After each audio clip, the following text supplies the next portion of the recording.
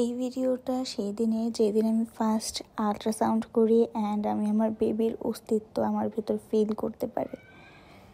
আমি ফার্স্ট আমার বেবিকে ফিল করেছিলাম এই দিন, আর সোহেল অনেক বেশি হ্যাপি ছিল।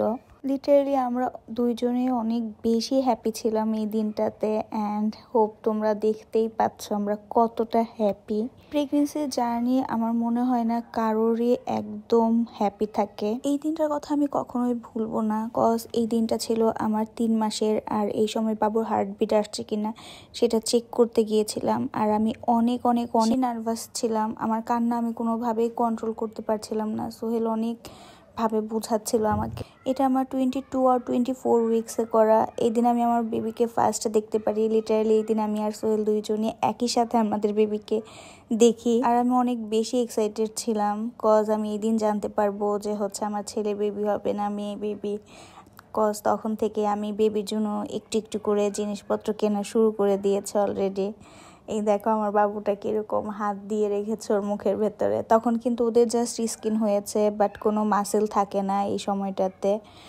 আর আমি লিটারালি এখানটাতে ওকে দেখে কান্না করে দিয়েছি। এই মোমেন্টটা আমার জন্য অনেক বেশি স্পেশাল। লিটারালি তখন মনে হয় রাত 2টার মতো বাজে, আর আমি ডক্টরের জন্য সিরিয়াল দিয়ে বসেছিলাম।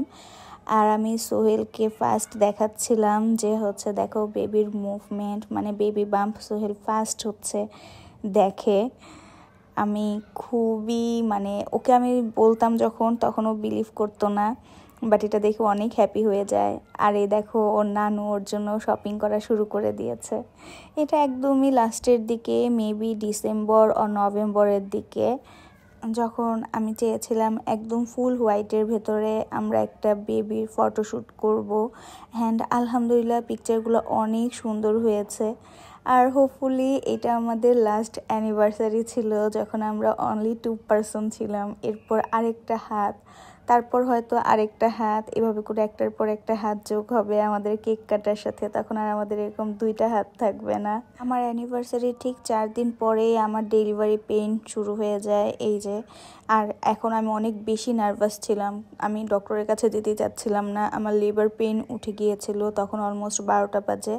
আমি চাচ্ছিলাম বাসায় নর্মাল ডেলিভারির জন্য ট্রাই করতে, কজ হচ্ছে হসপিটালে গেলে ডক্টররা সিজারের কথা বলবে। সোহেল আর আম্মু লিটারালি আমাকে বকা দিয়ে হসপিটালে নিয়ে গিয়েছে রাত্রেবেলা। একদিক থেকে আমি অনেক ভয়ে ছিলাম, কজ আমি সিজারের করতেই চাচ্ছিলাম না, বাট অবশেষে সেইটাই হয়, কজ আমার বেবির হার্টবিট অনেক আপ ডাউন করছিল। বাট আলহামদুলিল্লাহ আলহামদুলিল্লাহ আলহামদুলিল্লাহ আমি ফাইনালি তাকে আমার কোলে পেয়েছি। আমার বেবি সুস্থভাবে হয়েছে। দেখো এখানে ওর বাবা আজান দিচ্ছিল। এর থেকে হ্যাপি মোমেন্ট আমার লাইফে আর কিছুই নাই, আলহামদুলিল্লাহ।